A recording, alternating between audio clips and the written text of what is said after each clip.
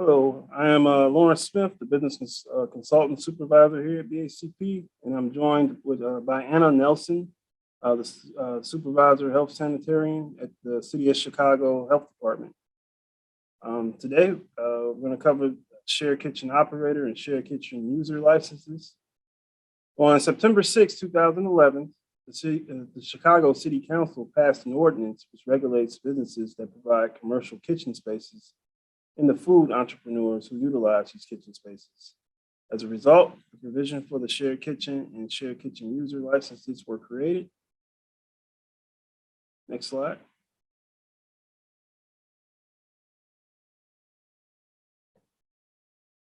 All right, we're going to cover defining the shared kitchen operator licenses, shared kitchen operator licenses application and operational requirements.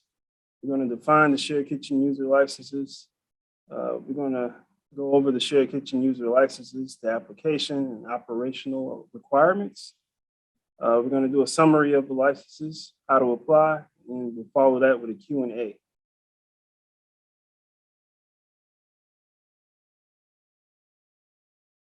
All right, so the purpose of the shared kitchen license is to regulate basically food preparation, temporary extra production capacity, menu planning, training, taste testing, product development, food packaging, food storage, or any other food-related purposes. Basically, a shared kitchen license covers any establishment that does not currently hold a valid retail food establishment license, where the primary or exclusive purpose of the business is leasing or renting its commercial kitchen space to individuals or business entities. There's a $660 application fee per shared kitchen. And when we say shared kitchen, that is the operator or the shared kitchen supplemental. You can get that in addition to having the retail food license. As we're going to cover the shared kitchen supplemental license. It's basically any establishment that currently holds a valid retail or wholesale food establishment license for the secondary or incidental purpose of the business is leasing or renting its commercial kitchen space to individuals or business entities. If you're a user, there's a $330 application fee per shared kitchen supplemental. I'm sorry, that is the supplemental fee. It's $330 in addition to your retail food or wholesale license. Also, it expires the same day as your primary license. The application fee may be prorated as well. All right. So we're going to cover license application requirements for the shared kitchen operator and users. For both, they're required to complete a business information sheet. We refer to it as the BIS form. You'll complete a BIS with the applicant's full name, residence, business address, email, telephone number, date of birth, and social security number. We require a government-issued photo ID from all applicants, owners, and business entity controlling persons and registered agents. Business ID numbers, you're required to give a federal employer identification number, a state of Illinois file number, and an Illinois Department of Revenue number, or account ID. Also, you're required to resolve any debt. So there's a debt hold resolution. Any city debt must be resolved prior to issuance or renewal of any business license.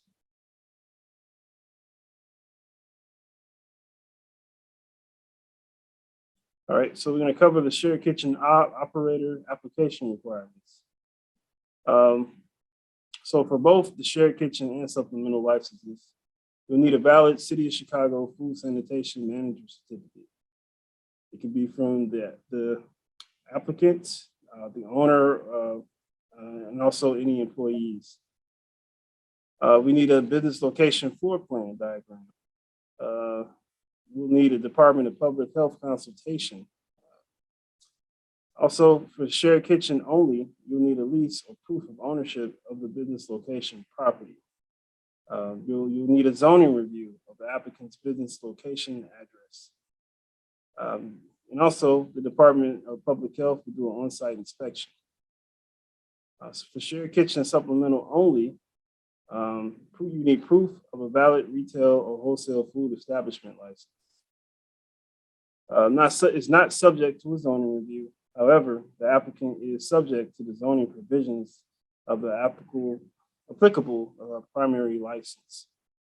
The Department of Health on-site inspection at the licensed retail or wholesale establishment has not been inspected within the last 12 months will be required.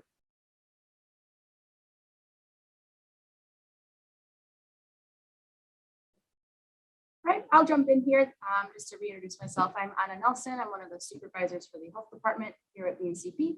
So I'll cover the health consultation related slides.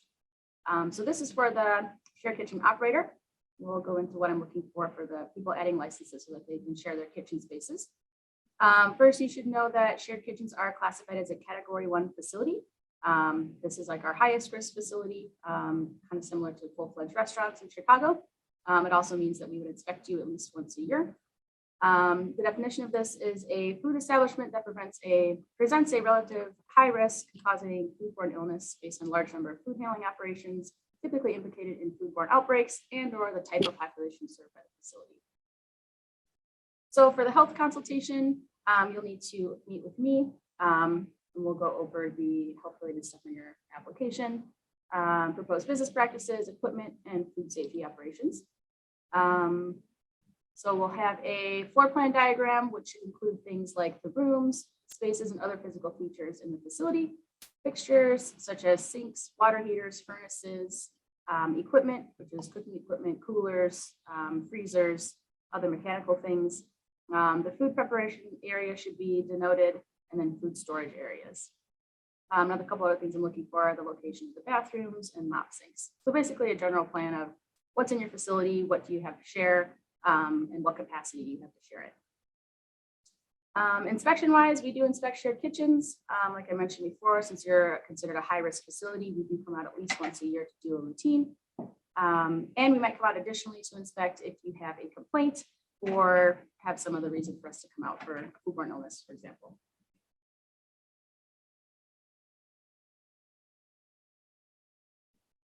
Okay, for the shared kitchen operator duties, a shared kitchen operator must ensure that any person engaged in a shared kitchen user on the premises is compliant with all equipment and food safety requirements.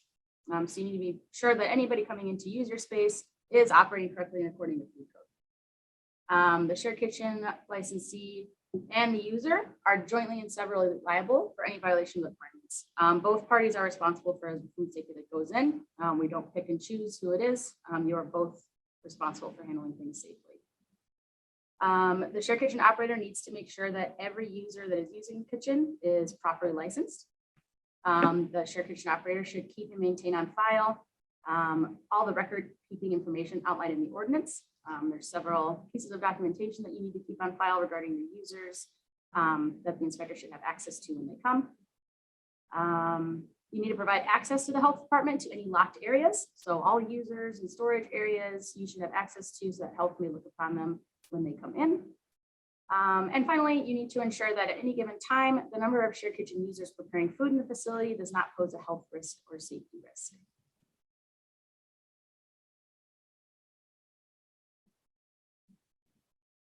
All right, so the shared kitchen user is defined as any person who utilizes, leases, or rents kitchen space at any licensed shared kitchen or shared kitchen supplemental in Chicago.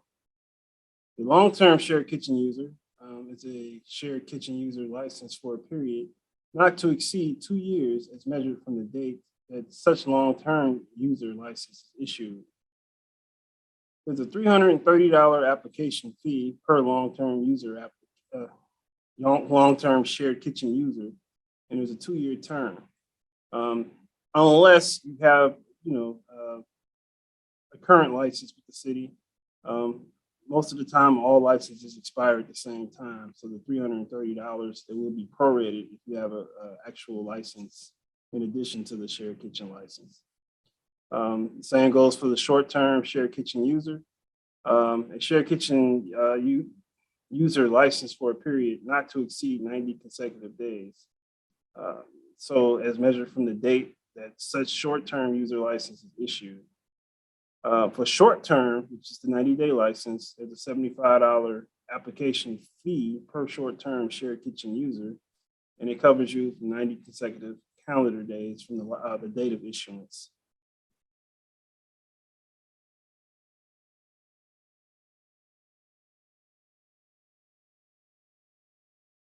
All right, next slide. All right. So there are some additional shared kitchen user application requirements. First, the individual must provide a valid City of Chicago Food Sanitation Manager certificate, a signed statement of intent or lease from the owner or operator of applicable licensed shared kitchen. It must be signed or dated by the owner or operator of the kitchen within the last 30 days. You need a menu of food items the applicant intends to prepare, store, taste test, develop, package, or otherwise handle or use for food-related purposes at the applicable licensed shared kitchen. And lastly, you need a Department of Public Health consultation with Ms. Anna Nelson.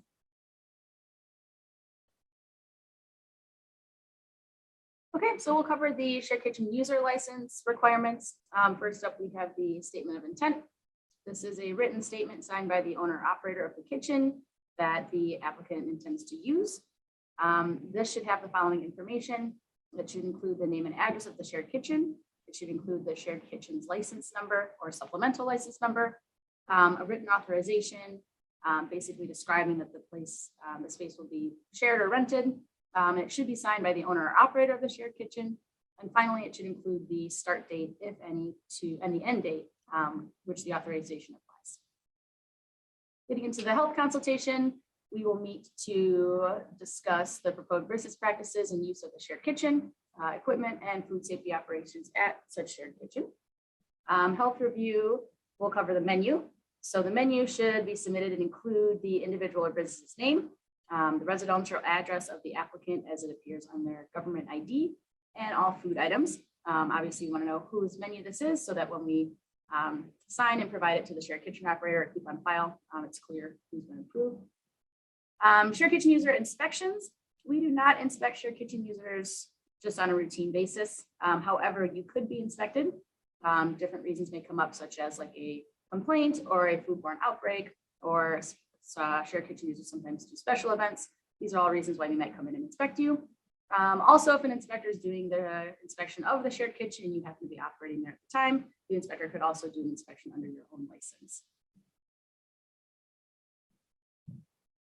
Some more details on the health consultation. I wanted to cover what I'm looking for on the menu, besides just your name and information. I'm looking for special processes. These are things in the food code that need either a HACCP plan or a variance or otherwise special approval from my department in order to do. This is things like vacuum packaging, sous vide cooking, fermentation, acidifying, pickling, canning, jarring. There's a lot of different things that are more involved food processes that have to be submitted to my department first. So if any of these pop up, I will direct you to the supervisor who reviews them. They will give you more guidance on what you need to submit. Once that supervisor signs off, I'll take that with your menu, and your menu will then be approved. I'm also looking to do a risk assessment on your facility. I need to know if you are a category 1, 2, or 3 type of facility. This is basically looking at how involved your food prep is.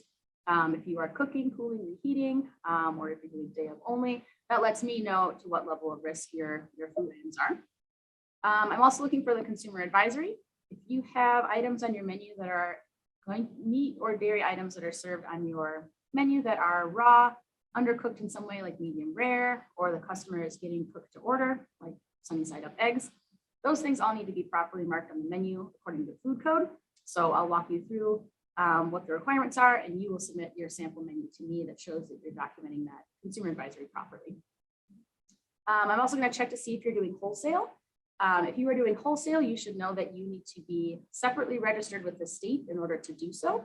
So if you indicate that you're doing wholesale, we will provide instructions on how to obtain that registration. Ultimately, you would need to apply with the state for your wholesale portion. The state would conduct an inspection with you at the shared kitchen and provide you with an inspection report. We would take a copy of this inspection report as proof that you're registered with the state and then move you forward. My note here is that if you are completely wholesale, you are doing no retail at all, you're just strictly business to business, you do need to complete the state wholesale registration process before we'll move your license forward. And then finally, only foods for human consumption can be produced in the shared kitchen. You cannot do pet foods, you cannot do topical gels or other types of skincare things, even if they're made with edible ingredients. The shared kitchen definition requires that it's for human consumption and no other purpose. Okay, shared kitchen user duties. You guys, once you submit your menu and it's approved by the Department of Health, that is your menu. If you want to add or change anything, you need to submit to us first, allow us to approve that and provide you with an updated signed menu. You should also be providing a copy of this approved menu to your shared kitchen operator. They should have this on file and be aware of what you're approved to do in their kitchen. You need to comply with all food safety requirements in the ordinance and food code. You need to operate safely. You need to have on site at the shared kitchen a person who has the City of Chicago Certified Food Manager Certificate. This is what you're submitting with your application. That person needs to be on site anytime you're handling prepared foods in the kitchen. The shared kitchen should also have a copy of this and know who that person is on your team. You should also have a copy of the shared kitchen user photo ID badge on site while you're operating in the kitchen. No matter who that is on behalf of your company is in there, they should have a copy of that badge. And this should also be on file with the shared kitchen operator. And then furthermore, the last thing is just making sure you have all of the record keeping outlined in the ordinance. This includes the photo ID badge, menu, but there could be other things.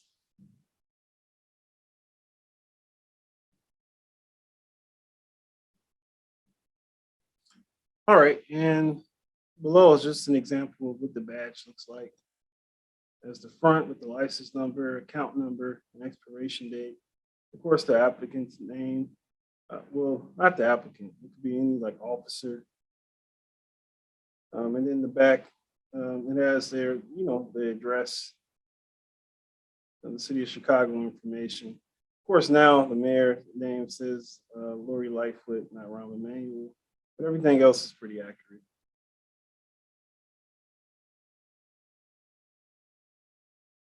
All right, so I'm just going to go over a summary of all of the shared kitchen licenses.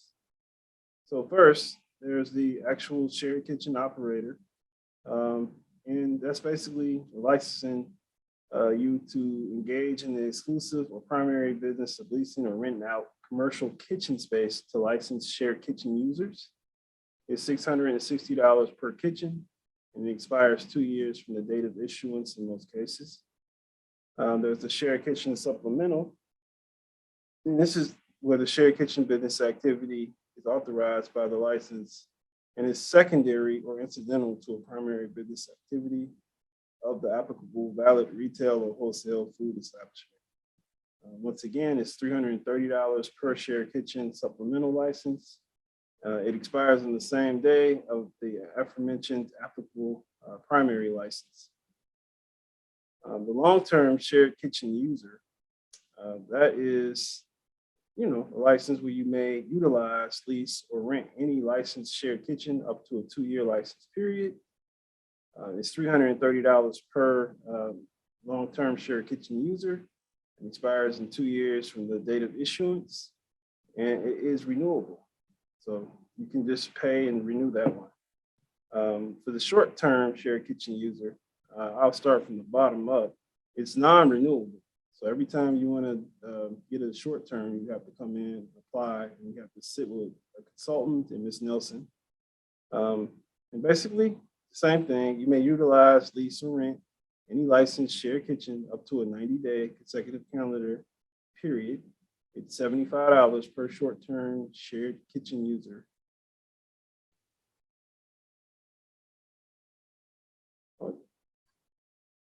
All right, and you can apply at a small business center in City Hall at 121 North LaSalle, room 800. We take applications for this from 8:30 a.m. To 3:30 p.m. Monday through Friday. However, Ms. Nelson is usually only here Tuesdays and Thursdays, and we're open until 4:30, which is why we suggest that you get there at least by 3:30. Appointments are usually recommended. You can do this on the cityofchicago.org /SBC, or you can call 312-74-GO-BIZ. Next slide. And that is the conclusion. The information's right here. We're on Facebook, Twitter, Instagram, LinkedIn, and on YouTube.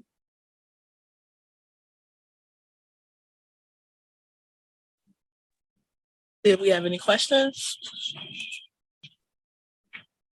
And one thing I want to mention, whether you type in .gov or .org, the city's website comes up regardless of what the extension you use. First question, if a home cook wants to rent out your space, is this the process of acquiring their license? Can you rent out the space as long as you are present as they work? You said as a home cook? Yes, wants to rent out a space. Is this the process for acquiring a license? This is, as long as it's a commercial space, yes, that is the process. But nothing with food, the city of Chicago can license from a residential address. I will say this will probably lean into my presentation shortly, so I may be able to answer this question, Crystal, later on in the program.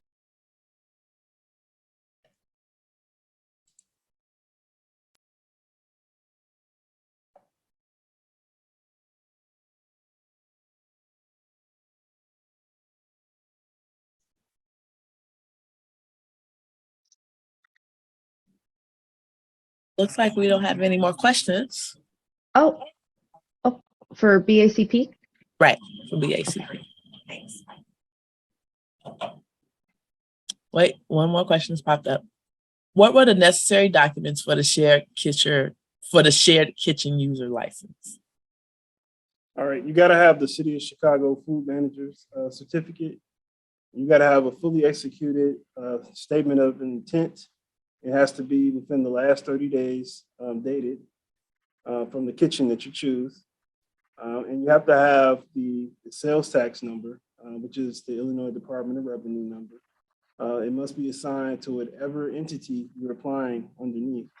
So if you're applying under your name, it has to be assigned to your name. If you're LLC, it has to be assigned to the LLC's name. I need a menu. In the menu, yes.